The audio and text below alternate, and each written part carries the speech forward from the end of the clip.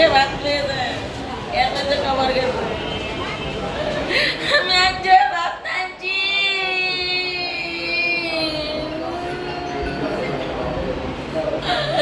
আমি আজ ভাত নাইছি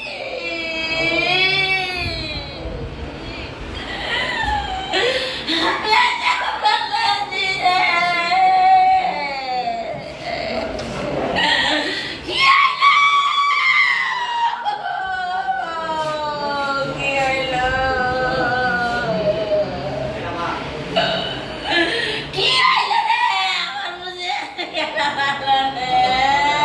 পাইছি 4টা বাজে। আচ্ছা, আপনার নাম কি? আমার নামের ডাক নাম হলো হবি আর হ্যাঁ। আইডি কার্ডের মধ্যে হবি। আচ্ছা আচ্ছা, আপনার যিনি মারা গেছেন আপনার উনি আপনার কী হয়? আমার বড় মেয়ে। নাম কি ওনার? উনি ডাক নাম হলো রাবিয়া খাতুন আর আইডি কার্ডের মধ্যে মনে হয় দিন। আচ্ছা আচ্ছা, শেষ কবে আপনার সাথে কথা হয়েছিল না? আমার সাথে শুক্রবার আমার কাছ থেকে টাকা আনছে 1200।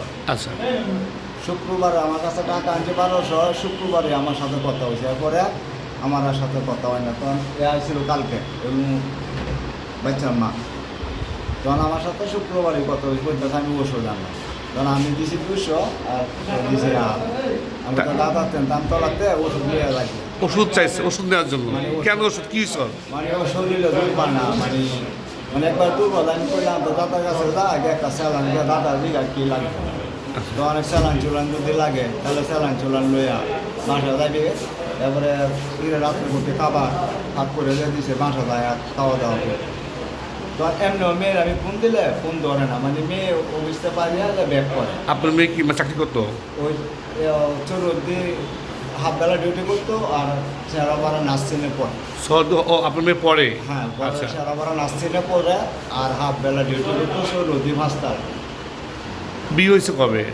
বিয়ে হয়েছে না 5-6 মাস, 5-7 মাস। বিয়ে কি আপনারা দিয়েছিলেন নাকি ও? না, ওরা পছন্দ করে করছে। আচ্ছা, তো বিয়ের পর কি এই বাসায় আপনি আসছেন কখন? আপনার না, আসছিলেন? আমি ওই বাসা নিচে পরে আমার সাথে ঝগড়া করে আর আলাদা বাসা নিয়েছে। কেন? মাসে ওনার কাছ থেকে পেপার চাইতেছি, ওনার গার্জিয়ানের কাছে পেপার চাইতেছি, কোনো রকমের পেপার সাবমিট করতেছে না। আবার একদিন শুনছি আমার কেয়ারটেকারের কাছে যে মারামারি করছে। পরে এইসব শুই না, আমার আর ভালো লাগে না ওনাদেরকে ডাকতে। আমি বলছি তোমরা চলে যাও। ঈদের পরে 2 দিন পরে যে 30 তারিখ, ওই 30 তারিখে ওনাদের চলে যাওয়ার কথা ছিল। হাতে পায়ে ধরে বলে কি আমরা ঈদের পরে আমরা কোনো লোক পাবো না, কোন জায়গায় যায় উঠবো, এই সেই কথাবার্তা বলে আমাদের থেকে টাইম একটু বাড়ায় নিল। যে আচ্ছা তোমাদের যেত সময় সমস্যা, তোমরা এই মাস যে রানিং মাসটা চাইতেছে, রানিং মাসটা 30 তারিখে তোমরা আমার ফ্ল্যাট ছেড়ে দিবা। ওনার ভিতরে মার্ডার করার একটা জিনিস ছিল, এটা তো আমি আর বুঝতাম না। আমি যদি বুঝতাম তাহলে তো আমি ঈদের আগে পরে যে 2 দিন পরে যে 30 তারিখ, ওই 30 তারিখে বের করে দিতাম। ভাইয়ের নাম কি? আমার নাম এই বাড়িটা কার? এই বাড়ি আমার বাবার, আমি তার একমাত্র ছেলে। আপনার বাবার নাম কি? আব্দুল সোবান। কি দেখছেন সেখানে? কি দেখছেন? না, আমরা আমাদের বাসার সামনে আমি নিউজ পেয়ে আসলাম যে এই অবস্থায়, কিন্তু অবশ্যই এটা দৃষ্টান্তমূলক একটা শাস্তি হতে হবে। কারণ এরকমভাবে একটা অন্যায়ভাবে একটা আছে, এটা আসলে খুবই দুঃখজনক। যখন আপনি পান তখন কি বুঝতে পাইছেন এটার লাস্টার? অর্ধগলিত অবস্থায় ছিল।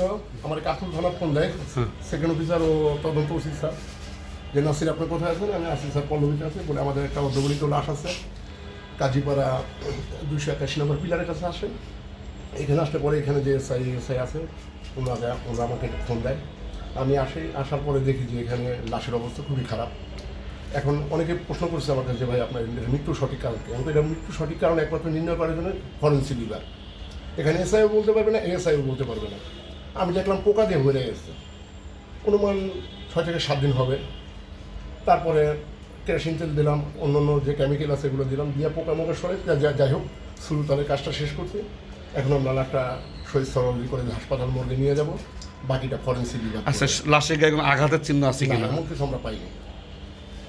কিন্তু আমরা তো শুনলাম যে এলাকাবাসী বললো যে ওখানে কি স্বামী স্ত্রীতে খুব মাছ মানুষের কি বলবো সেটা তো আর আমার কিছু আসে জানি না। আমি যেটা সুলতান বর্ণনায় পাইছি সেটাই বলছি। শরীর কি মুখ টুক কি কিছু দেখছিলাম, মানে কেমন? না, অর্ধগলিত পছন্দ কারণ কিছু বোঝা যায় না।